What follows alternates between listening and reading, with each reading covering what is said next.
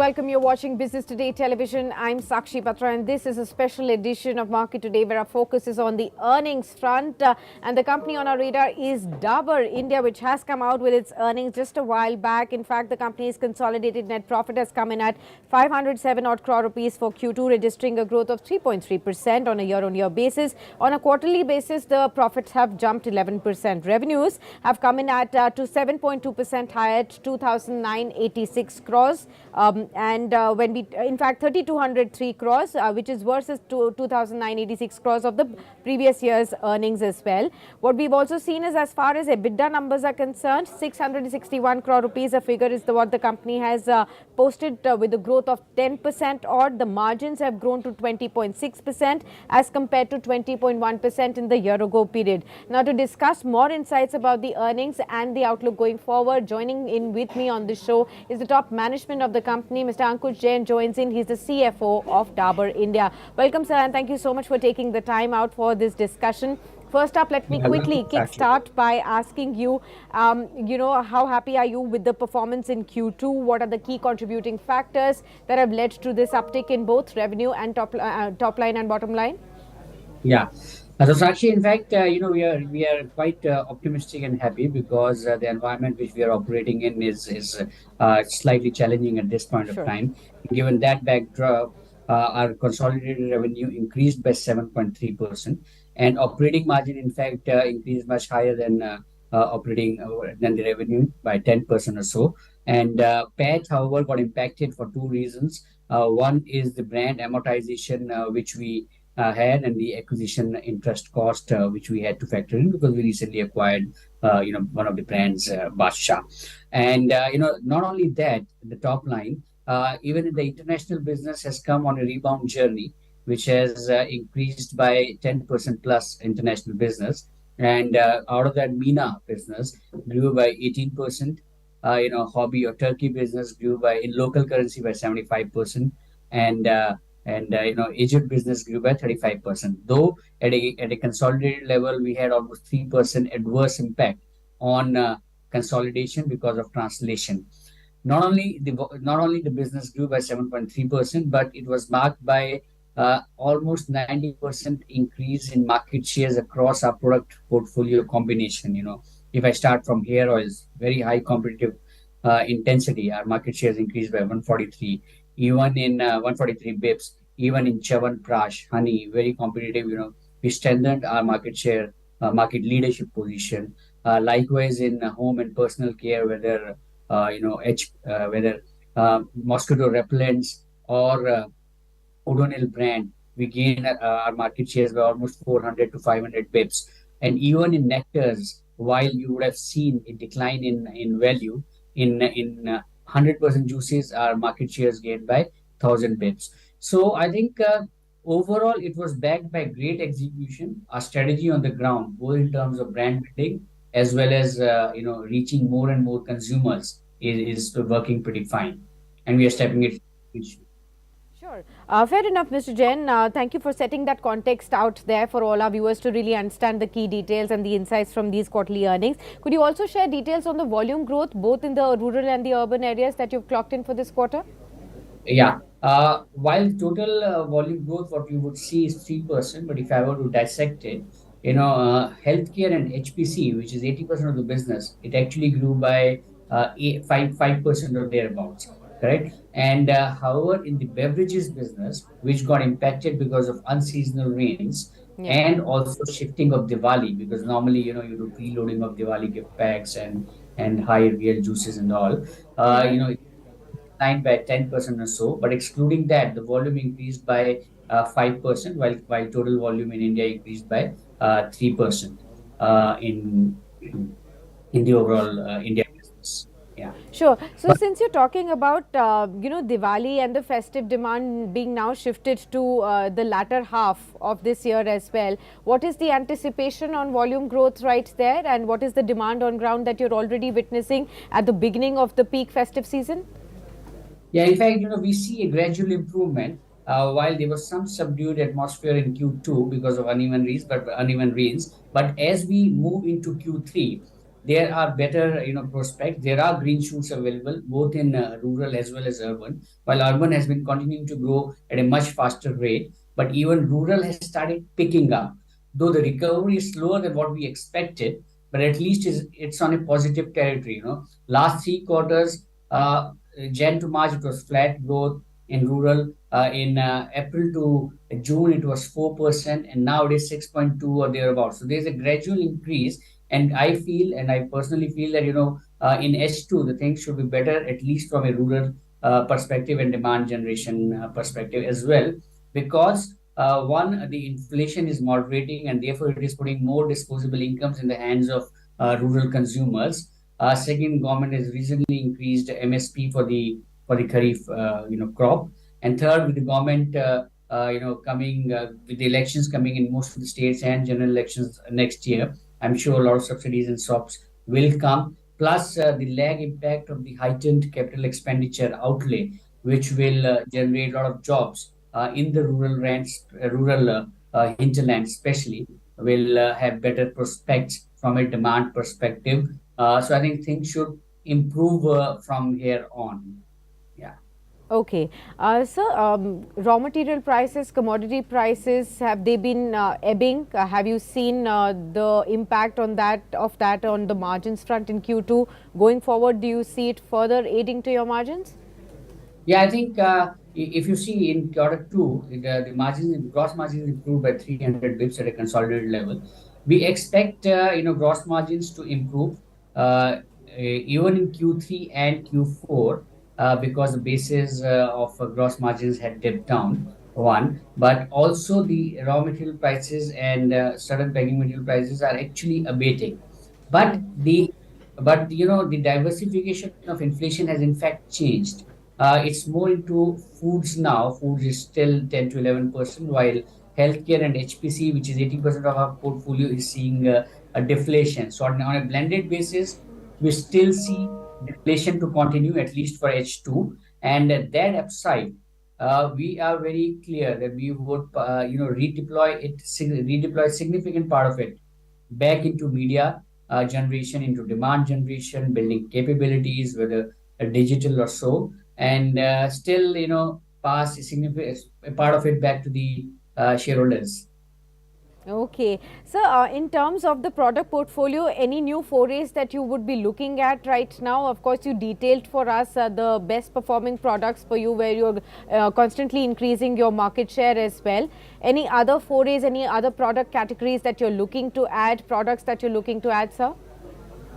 Yeah, while there are a lot of products in the pipeline and they're still being discussed at the R&D stage, at the consumer stage, it'll be inappropriate for me to comment the new forays which we are contemplating. But Hmm. having said that, on an average, 3 to 4% of our target is normally 3 to 4% of revenue should come from rolling 12 months of new product developments. And we are there are a lot of new products like Red Bay Gel Fresh, which we recently launched 2 3 months ago, is or 3 4 months ago, is doing quite well. Hmm. Likewise, we launched Neeli Bringa Retail. We launched cooling oil and all. While last year we launched Gur Chawan Prash, which has taken a good growth, which has seen a good growth momentum and Hmm. accelerating our overall portfolio and market share gains. So yes, as an organization, we are aggressive into new products, and and yearly target would be in that range. Right. So, would you also like to tell us, on the competitive environment that you're working in? Of course, you have seen competition rise. Leading FMCG companies like yours taken notice of that, revised your strategies to continue to gain market share in that. We are now hearing that Amul is also increasing its foray into the organic food space as well, with established players now looking at a foray into this. Space where you have been a key leader. How do you plan to strategize yourself? Yeah, first of all, competition is part of the landscape. In any industry you operate, you will have a lot of competition. But the advantage with Dabur is that one, the diversification of product portfolio, which helps us reach more and more, retail outlets and more consumers. As an example, we reach almost 80 lakhs or 79 lakhs precise retail outlets. That's our distribution is our strength. So our sales team, which is categorized into healthcare, HPC, and foods, they carry multiple products. And I think for any company to build that scale, with the product quality which we offer and the heritage and legacy which we offer, it'll be not that easy.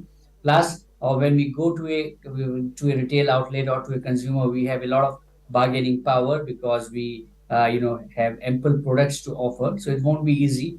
Plus, with our brand legacy and the quality and the trust which is imposed, which has been reimposed on us by the trusted consumers, I think it will not be easy for small players to kick in. Plus, I think as a team, not only our distribution but also our sales team infrastructure, our manufacturing capabilities, which are well diversified into India.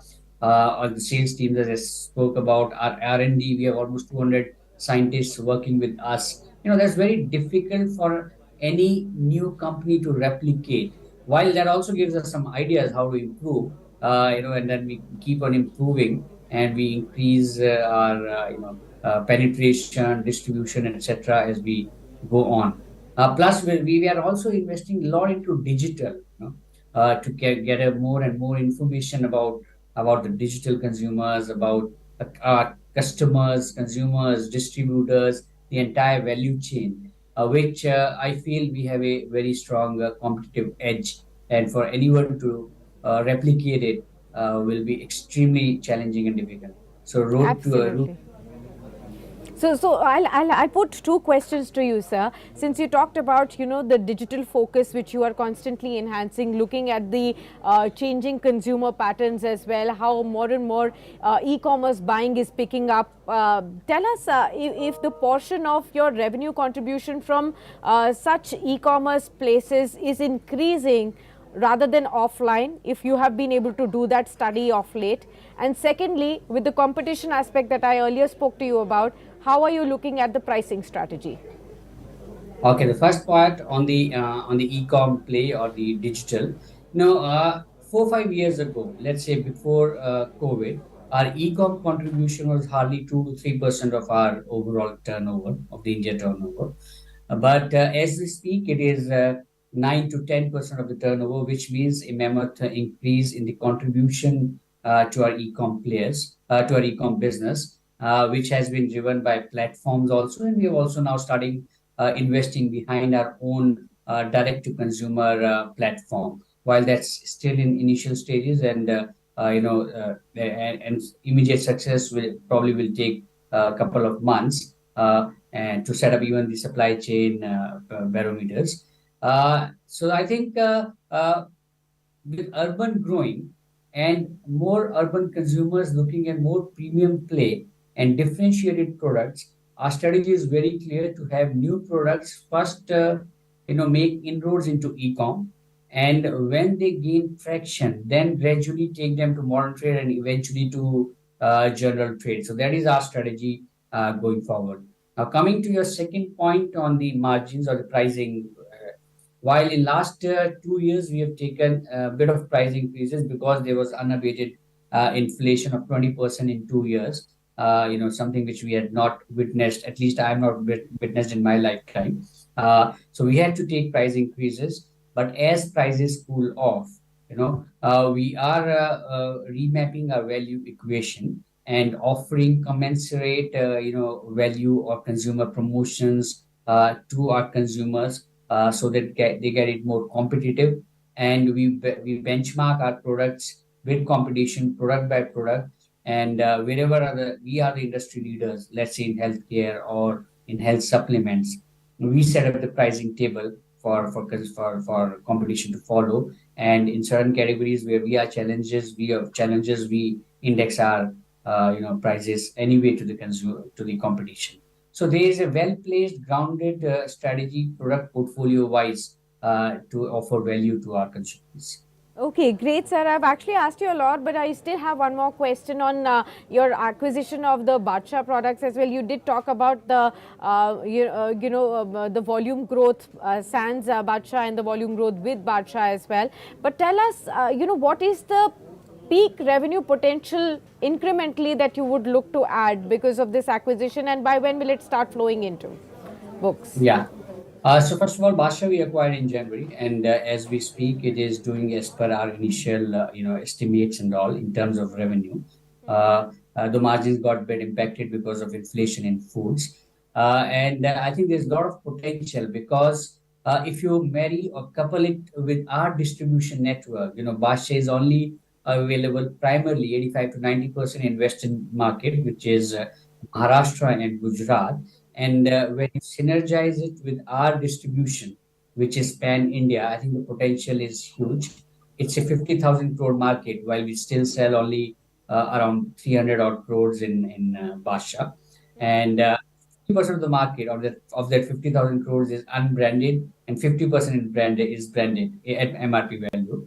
So you are talking of a big 25,000 crore market. Even if you discount it at the company price, it will still be 15,000 crores, and we are hardly 300 odd crores. So there's a big scope, and we have a separate team now. Our CEO and CFO is also ours, so that we are driving along with synergies from Dabur distribution system and Dabur brand building system as well. So I think the potential is huge, and we expect to clock almost. Our aspiration would be to maybe double it in the next 2 to 3 years at Okay, least. wonderful. Wonderful. Well, many thanks, Mr. Jain, for being with us and extensively helping us understand more about your business and the quarterly earnings insights as well. All the very best to you for the upcoming quarters. And here's hoping for more interactions to get a deeper understanding about your business, the vision for growth, and the industry aspects as well with you going forward as well. Yeah, thank you, Sakshi. Nice speaking to you. Thank you so much, and all the very best. And so you can see Dabur shares are actually picking up pace as we spoke. The markets have shut shop, but it's shut at the high point of the day. Look at the Dabur shares right now at 533 at 3% higher. So while we were talking in the last 15 minutes odd, you actually saw while the management interaction was on, the stock has picked up pace, 3% higher. Management commentary pretty positive about the growth going forward. So far, the blip on the profitability, they've already explained with the kind of impact that they've actually seen of unseasonal rainfalls. But there is hope that the rural economy is also picking up, the rural demand picking up as well. On the festivities, they've talked about Badshah on that acquisition. They're very, very promising that, over the next 2 to 3 years, the revenue contribution from Badshah could actually double. That's another very big positive that they've given. On the digital focus, they've given a lot of insights that the kind of contribution coming in from e-commerce has substantially increased, and that's going to be a clear focus as well. On competition aspect, the management clearly talking about how the competition landscape has continued before and it will continue going forward, but Dabur will continue to bank on its inherent strength to continue to gain market share despite the rising competition right there. Dabur clearly 3% higher in trade. And the markets have shut shop, so 144 points higher at 19,133 for the Nifty. Do stay tuned on to Business Today Television in case you want to seek insights from the top management of the firms listed on the Nifty and really get an insight into whether the stocks that you're holding in your portfolios are those stocks where the company's managements are strong, have a great vision going forward as well, to get you a deeper understanding of whether you're holding good stocks in your portfolio too. Many thanks for being with us on this edition, but do stay tuned on to Business Today Television for more on business and stock markets.